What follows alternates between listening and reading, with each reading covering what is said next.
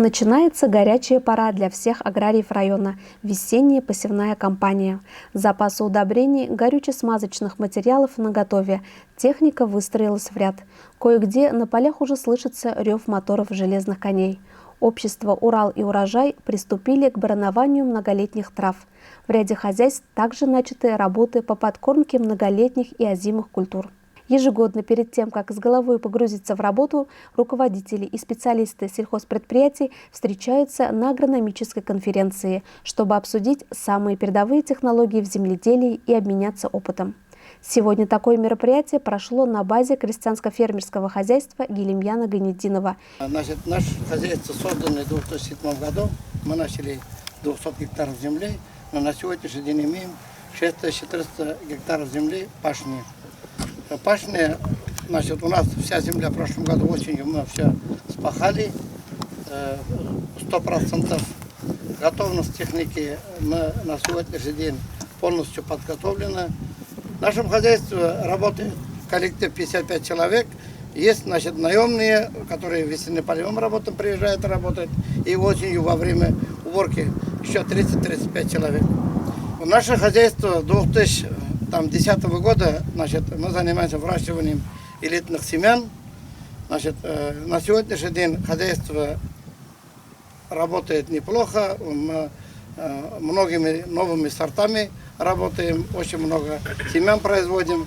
На сегодняшний день уже почти, можно сказать, все семена уже продали. Главный инженер управления сельского хозяйства Рамиль Мустафин совместно с главным агрономом управления Сергеем Пискаревым представили мощную современную технику «Прицепной инвентарь хозяйства». Далее аграриям района продемонстрировали новое весовое оборудование, которое было произведено и установлено заводом весового оборудования города Белорецк. Данное оборудование, которое мы установили Гилемьяну Тимиряновичу, это 80-тонные весы колейного типа, 20 метров в длину. Весы, получается, установлены колейного типа на датчиках, американские датчики компании Земик, грузоподъемностью 30 тонн. Весы имеют нестандартную конструкцию. Почему? Потому что, по сути дела, мы единственный завод, который использует в несущей конструкции сталь 0,9 Г2С. Она намного прочнее, чем сталь 3. Настил сверху идет 8 миллиметров, то есть не позволяет прогибаться, когда машины крупнотоннажные заезжают. На базе этих весов установлен автоматизированный весовой комплекс. На базе данного весов установлен автоматизированный весовой комплекс и дополнительное дублирующее табло. То есть, когда водитель заезжает, у него с той стороны всегда горит зеленый светофор. Он заезжает на весы, останавливается, ему загорается красный светофор. Он как только остановился, камера, которая находится там, считывает номер сзади машины, камера, которая стоит вот здесь, считывает номер спереди машины, и камера, которая вот находится посередине, она показывает фотографию, что находится непосредственно внутри кузова автомобиля, если он пустой приехал сюда, либо полный, неважно. Как только он остановился, номера считались в программу, которая комплекс находится примерно по всей трассе 150 метров, да?